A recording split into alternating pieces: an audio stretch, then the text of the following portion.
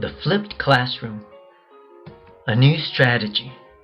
Screencast created by Carlos Leal, and mediator will be Judy Mereces. In today's educational arena, getting the students' attention to a lecture is one of the teacher's main goals in a lesson. Then having the students comprehend and use the content is another matter. Usually, we as teachers try to teach the group of students that seems to follow our explanations and leave out the struggling and the challenged students aside. A close reflection upon these and other similar issues created the need for reassessing our teaching strategies. And one of these reflections led to the flipped classroom, a strategy. Flipping the classroom is a relatively new teaching and learning strategy that uses the latest technological and communication advancements to go along with today's new generations of students. These students are known as digital natives who use visual and logic systems predominantly for learning, and that is the use of 21st century skills. The flipped classroom strategy consists in reversing or flipping the order of the traditional model of teaching, where in class the teacher usually lectures on a new topic. Then homework is assigned. Now, with the flipped classroom strategy,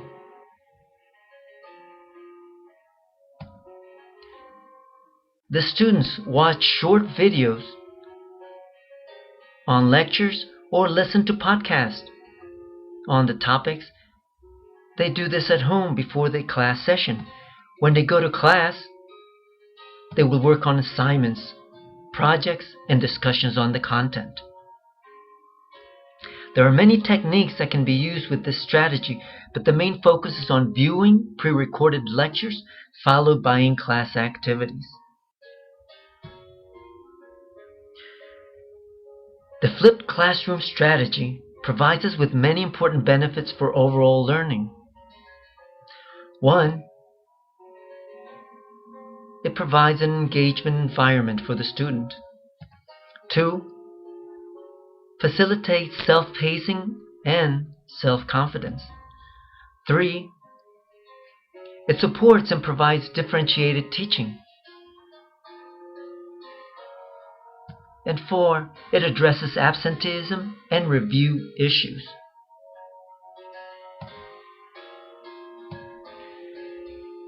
The first of the benefits, an engaging environment. Since today's students are digitally oriented and spend much of their time in front of screens, we must use the fact to our advantage and have them watch short video lectures or listen to podcasts for homework, tapping into Bloom's lower levels of recall and understanding. Additionally, ELL students can become more actively engaged with the content if the lecturer effectively plans to exchange information using social media software, whether it's on Facebook, Twitter, or Edmodo. The second of the benefits, self-paced learning. Since students do not all learn at the same pace, some are slow, some are medium, some are fast, it becomes obvious that they can pace themselves and view as many times as they want. They can pause and go back over the materials, and they might have missed. This is a way of lowering the student's affective filter. ELL students would benefit from listening to the fluency of the language, and this gives them more confidence to master the topics. The challenged students can go ahead and expand with other video lectures.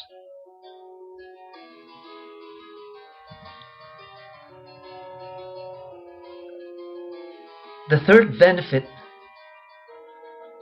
is teacher support and differentiated instruction. When the students get to class, the teacher has more time to help struggling students on a one-to-one basis and can guide the more challenged students to expand on their knowledge, thereby differentiating instruction and tapping to the students' multiple intelligences.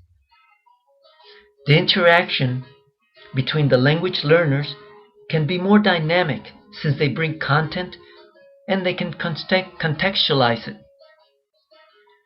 As students here work with Bloom's higher level of learning domain, specifically applying and synthesizing information. Discussions are richer if the students have preempted the material and have specific questions for the teacher.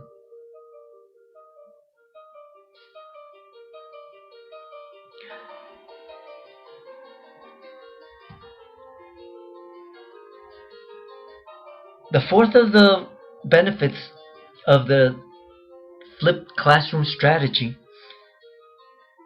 has to do with absenteeism and review of the material. The flipped classroom strategy addresses the fact that students will be absent from time to time due to sickness, sports, or any event that prevents their presence at all.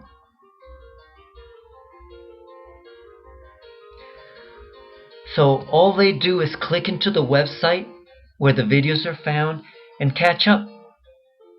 There are no excuses, and you as a teacher will not have to repeat the lesson to the students that missed it.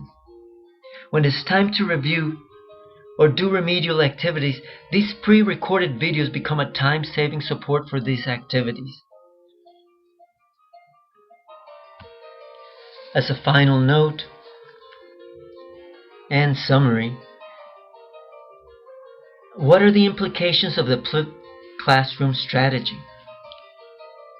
The flipped classroom strategy changes the traditional teacher-centered classroom into a student-centered one, where the teacher contributes in a collaborative way in the students' learning processes.